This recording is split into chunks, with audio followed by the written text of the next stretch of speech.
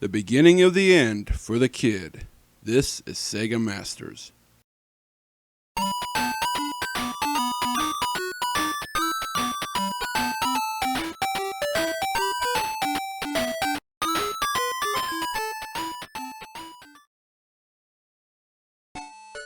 Well, what do you know? It's Alex Kidd, Sega's original pre-Sonic spokesman who's finally making his second appearance on the Master System. We're nearing the end of the Summer of the Sega sequel, with 2 such games remaining, and the first of those 2 we're looking at today is Alex Kidd: The Lost Stars. As Nintendo prepared to unleash Mario's second adventure in the US around this time, Sega figured it was a good opportunity for their mascots to return to action as well. However, the kid's second act isn't quite what you'd hope for, especially if you have fond memories of his debut a year earlier. The world first met Sega's star in Alex Kidd in Miracle World, which was released all the way back at the beginning of 1987. While it was a platformer in the Super Mario mold, it sported quite a few unique features which gave it much more depth than the average action card at the time, including Mario's first title. Miracle World also contained plenty of charm and personality to go along with the fun gameplay, which made it a hit among Sega gamers. And now we have this sequel which should ideally go toward truly establishing Alex Kidd as a top gaming franchise, just as Nintendo did with Mario. However, a red flag is raised just by looking at the box art used for Lost Stars' North American and European releases. You'd think Sega would want to market their game using Alex's cool anime-style design from Japan, which was allegedly based on the Monkey King from Journey to the West. Instead, Sega felt they needed to make over their hero for the Western market for whatever reason, and thus began to depict Alex as some gawky teenager, thus stripping him of any real street cred.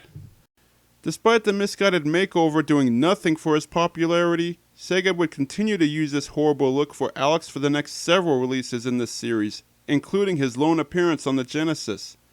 Sadly, that's only the first questionable decision from Sega that prevented their icon from truly achieving stardom. Find the miracle ball. We find Alex on a new mission to save the day, only this time his task is to recover the 12 zodiac constellations that have somehow been snatched from the night sky by an evil being known as Ziggurat. This is accomplished by making your way through 14 horizontally scrolling stages set in 7 different environments and obtaining the miracle ball found at the end of each one. But once you begin your mission, you'll quickly find that this supposed sequel is far different from Miracle World, and not in a good way. For starters, you're given just 1 life to complete all 14 levels, and plenty of baddies stand in your way. Thing is, Alex seems to have somehow lost most of his abilities from the previous cart, especially his famed big-fisted shell core punch. Thus, you mainly reach the end by simply running and jumping your way past your foes like any other arcade-style platformer. Not to mention a timer bar slowly ticks down as you traverse each hostile environment, prompting you to make haste toward the end. A few power-ups float down from the sky to aid you, from temporarily bestowing you with super jumping ability to granting you a limited amount of cloud shots that can be fired at baddies, which serves as your only real defense. There are also no coins to find, no blocks to smash, no shops to obtain items, or any vehicles to ride. You don't even have any of the occasional jankin' battles with bosses. In other words, Lost Stars is mostly just basic platforming with none of the depth of the first game present. If anything, the gameplay is more reminiscent of Wonder Boy than a supposed successor to Miracle World. Should you touch a hazard or fall into a pit, you appear to die instantly as Alex lets out this loud cry of anguish. But you're quickly resurrected at the spot you supposedly perished at, free to continue your mission with some brief invincibility, though you are penalized a few ticks on the timer bar. Failing to finish the level before the timer is completely depleted will end your game. Fortunately, the controls are fairly responsive, and for once, a Master System platformer follows the standard NES button layout instead of the reverse like in other carts.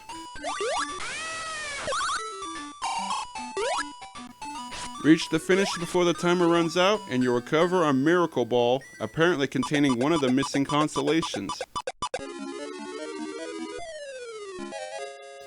Then you're awarded your bonus points based on how fast you finish the level before heading off to the next area with a fresh timer. Find That is indeed Opa Opa making a cameo, which will basically serve as his final appearance on this series. While gamers don't necessarily want sequels that simply rehash the previous game without offering anything new, there's no doubt that Lost Stars must have confounded Sega diehards who enjoyed Miracle World and were left wondering why the Encore is so seemingly stripped down compared to the first cart. You also probably noticed this cart lacks anything that really connected to the previous game other than the protagonist, despite Sega's attempt to pass it off as a sequel in the manual. The truth is, Lost Stars isn't really a sequel to Miracle World at all, but is in fact a home version of an arcade game from Japan that just happened to feature the same main character as the aforementioned cartridge. The Lost Stars originally appeared in Japanese arcades around the same time of Alex's console debut, and to my knowledge never saw a Western release. The Master System cartridge is a mostly faithful conversion with very few gameplay changes outside of some minor tweaks. One coin-op feature that did get omitted from the home version was a 2-player simultaneous option. A second player could participate as Stella, Alex's sister or girlfriend or some other female, who had identical abilities to player 1, but sadly never appeared in any of Alex's console adventures. So what I'm saying is Sega decided the best way to follow up their groundbreaking title is to port a coin-op from Japan and use that as the second chapter of Alex's story, instead of actually crafting a true sequel. Which in hindsight seems like the most illogical step in building up a brand name, especially one that's supposed to be Sega's champion against the Nintendo juggernaut.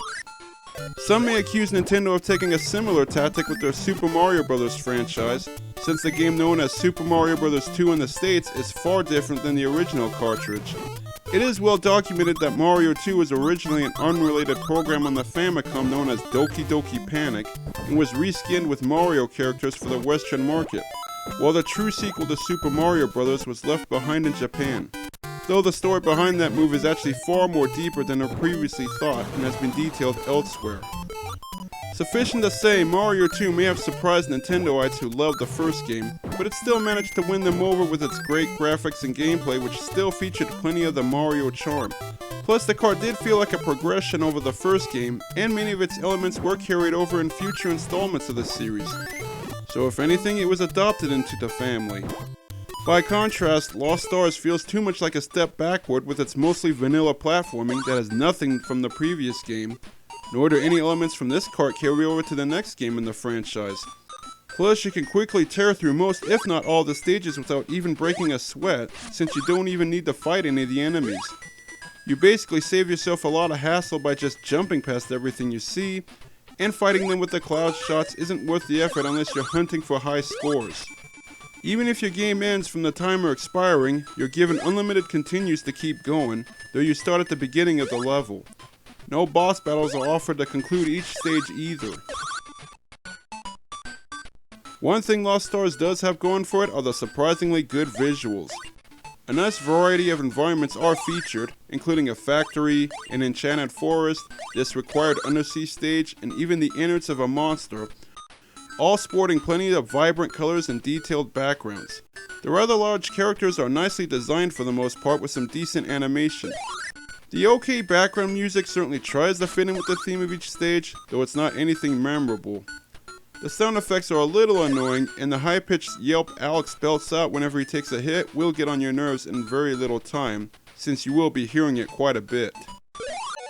Once you have the first 6 miracle balls in hand, you enter the 7th level, the Shrine of Ziggurat, where you have to traverse this low-gravity space stage that's presided over by the big monster himself. This stage and the underwater level are the only ones to offer any unique gameplay experiences to alleviate the tedium of the other levels unfolding in more or less identical fashion.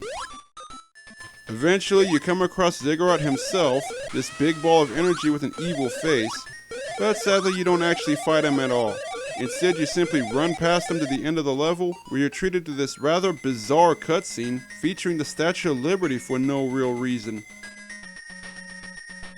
In any case, Alex apparently releases the miracle balls he's collected so far into space, and they in turn restore half of the zodiac constellations in the night sky.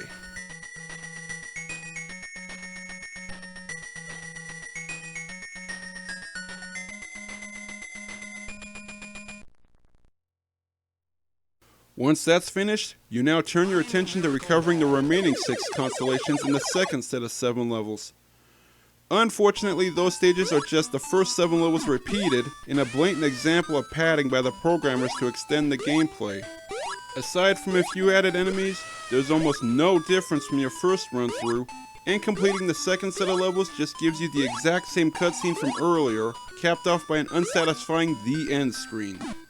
Overall, The Lost Stars isn't the worst game on the Master System, but in the grand scheme of things, it represents a missed opportunity for Sega to build up the reputation of their flagship franchise.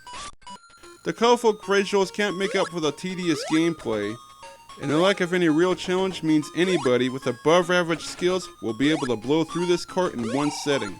Not to mention having to go through the stages twice means that halfway through the game you've basically seen everything there is to this cart. The sad thing is, Lost Stars isn't even the worst entry of the Alex Kidd series. As we'll see down the line, things will get much worse for Sega's original mascot and never really get any better.